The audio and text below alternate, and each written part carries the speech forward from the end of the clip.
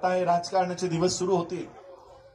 आमची मुलं वेगवेगळ्या पक्षाचे झेंडे घेऊन गाड्यांवर बाईकवर लावून अख्ख्या गल्ली बोळात फिरतील, अख्ख्या गल्ली बोळात फिरतील आणि परक्याचा पक्ष वाढवण्यासाठी स्वतःचं आयुष्य, स्वतःचं घर, स्वतःचं संपूर्ण करिअर त्याचा पक्ष वाढवण्यासाठी खर्ची घालतील.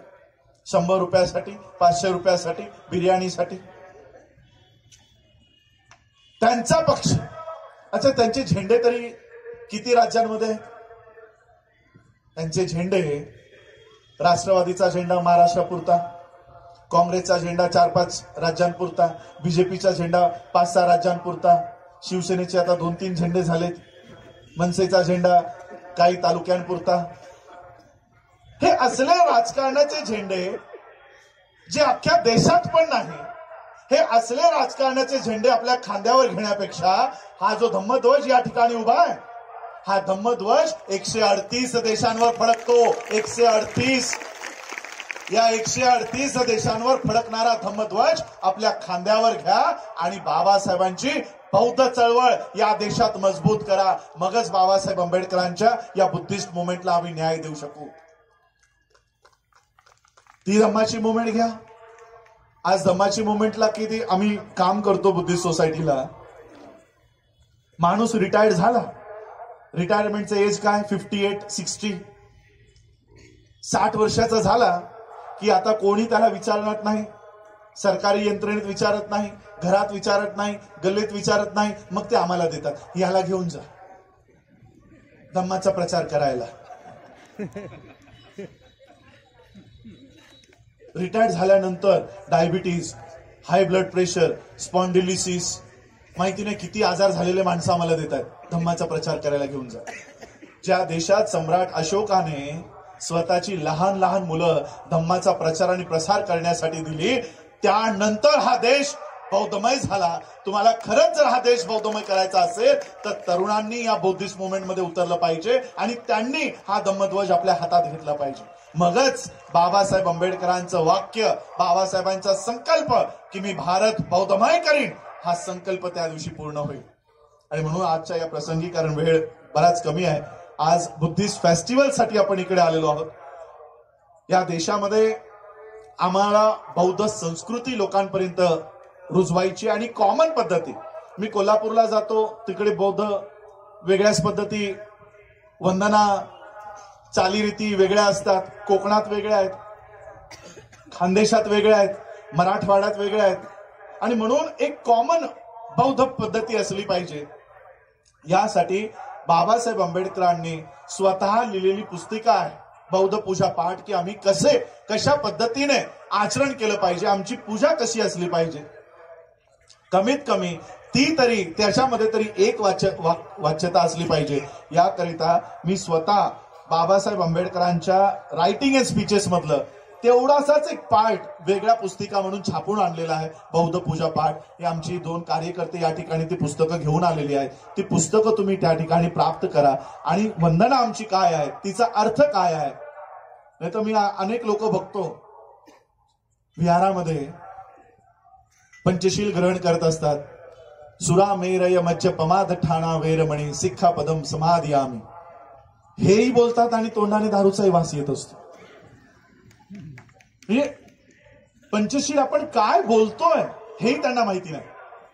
आणि म्हणून त्याचा मराठी अर्थ, हिंदी अर्थ बाजूच्या पानावरही आम्ही तो छापून ठेवलेला आहे, की प्रत्येकाला की आपण काय बोलतोय, पालीमध्ये आपण काय बोलतोय, त्या पद्धतीने ते सगळ्यांना कळलं पाहिजे. अशा पद्धतीची पुस्तिका आम्ही या ठिकाणी 50 रुपयासाठी ती विक्रीला ठेवलेली. आणि हेही 50 रुपये मागे बुद्धिस्ट सोसायटीचे खाते क्रमांक वगैरे दिलेले आहेत. हे सगळे पैसे जे 60 एकर जमीन आम्ही या ठिकाणी प्राप्त करत आहोत नागपूर या ठिकाणी, तिथे बुद्धिस्ट युनिव्हर्सिटी निर्माण करण्यासाठी, त्या मदत कार्यालयासाठी आम्ही ते लावणार आहोत.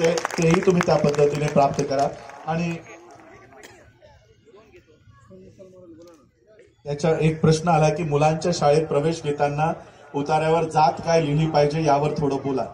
मीच तुम्हाला या प्रश्नाचं या क्वेरीचा प्रश्न तुम्हाला विचारतो. बौद्ध धम्मामध्ये किती जाती येतात? किती? 0, 1, 2, 3, 58, 59, 0 एकही नाही. बौद्ध धम्मात जर जाती येत नाही तर आपल्या लिव्हिंगवर जाती लिहायची गरज आहे? आज नवजात जे पालक तुम्ही पैदा केलंय, पहिलीमध्ये जर शाळेत टाकाल आणि जातीच्या रकानात लिहाल महार, तो मरेपर्यंत ती महार आयडेंटिटी जाणार नाही. तो मरेपर्यंत. बाबासाहेब म्हणतायत जातीचा नायनाट करा, जाती नष्ट करा. कसं? जाती लिहून जाती नष्ट होणार आहेत का? आणि हे महार आहेत कोण? Who were Mahars? बाबासाहेबांनी याचं उत्तर दिलेलं आहे. बाबासाहेब म्हणतात महार हा शब्द श्रुतींमध्ये नाही, वेदांमध्ये नाही, मनुस्मृतीमध्ये नाही, कोणत्याही प्राचीन ग्रंथात महार शब्दाचा उल्लेख नाही. स्वतः बाबासाहेब आंबेडकरांचं कुटुंब सुभेदार मेजर रामनाथ मालनाथ, काय नाव आहे? रामनाथ मालनाथ. बाबासाहेब आंबेडकरांच्या वडिलांच्या नावापुढे काय लिहिलंय? नाक. जर ते महार असते तर महार लिहिलं असतं. राम महार, माल महार. मग हे महार आहेत कोण? बाबासाहेब आंबेडकरांनी ऐसे लिहून उत्तर दिलं की ही जी महार आहेत, ही महार आत्ता दिलेलं नाव आहे, अलीकडे दिलेलं नाव आहे. महार शब्दाची जर आपण विच्छेद केला तर 2 शब्दांनी महार शब्द बनतो. महा आरी. आता काही लोक यांनी अर्थ काय केला माहिती? महाआहारी. आहार, खाद्य, खाणं. ज्याचं जेवण खूप आहे तो महारी, जो खूप खातो. आमची लोक तिकडे खाण्याला विसरलेली नाही. महाआरी. आरी म्हणजे शत्रू, आरी म्हणजे दुश्मन.